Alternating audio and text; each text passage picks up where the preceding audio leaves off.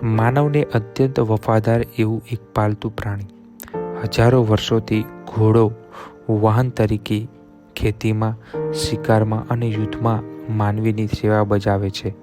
અને કેટલીક જગ્યા ઉપર મનોરંજન માટે ઘોડેસવારી લોકો કરતા હોય છે.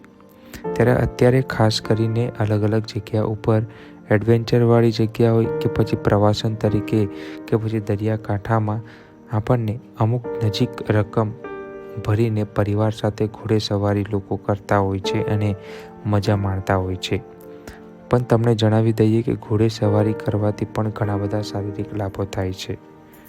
શું તમને ખબર છે કે ઘોડેસવારીથી ચિકિત્સાના રૂપમાં પણ વર્ણન કરવામાં આવ્યું છે? સુષુપ્ત સંહિતાના અશ્વરી ચિકિત્સામાં તેનું વર્ણન કરવામાં આવ્યું છે. આ માહિતી નવસારીના આયુર્વેદિક ડૉક્ટર એવા ભાર્ગવ તન્નાએ આપી છે. કોઈપણ વ્યક્તિને અશ્મરી એટલે કે પેશાબમાં પથરીની સમસ્યા હોય અને એ પથરી નાની હોય તો તેમણે ઘોડેસવારી કરવી જોઈએ. આ માહિતી નવસારીના આયુર્વેદિક ડૉક્ટર એવા ભાર્ગવ તન્નાએ આપી છે. જે આયુર્વેદિકમાં જે ઉલ્લેખ કરવામાં આવ્યો છે, જેનાથી બે ફાયદા થશે.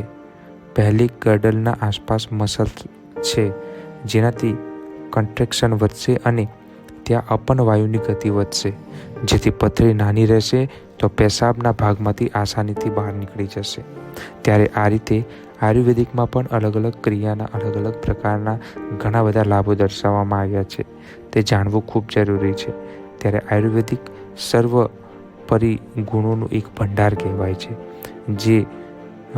જેનાથી ખૂબ જ લાભો થાય છે. તો ચાલો જાણીએ વિશેષ કે ઘોડેસવારીથી શું લાભો થાય છે डॉक्टर भार्गव तन्ना पासे थी. क्या आप मानोगे कि आयुर्वेद में घोड़ेसवारी का चिकित्सा के रूप में भी वर्णन किया गया है?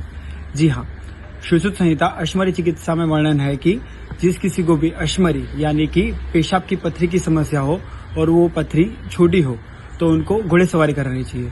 इससे दो चीजें होगी. पहले तो पेल्विक गर्डल के आसपास जितने भी मसल्स है उनका घोड़ेसवारी से कॉन्ट्रैक्शन और रिलैक्सेशन बढ़ेगा, और दूसरा कि वहाँ पे अपन वायु की गति बढ़ेगी. और ये दोनों चीजों से अगर पथरी छोटी है तो वो पेशाब की नली से आसानी से बाहर निकल जाएगी. है ना बड़े कमाल की बात.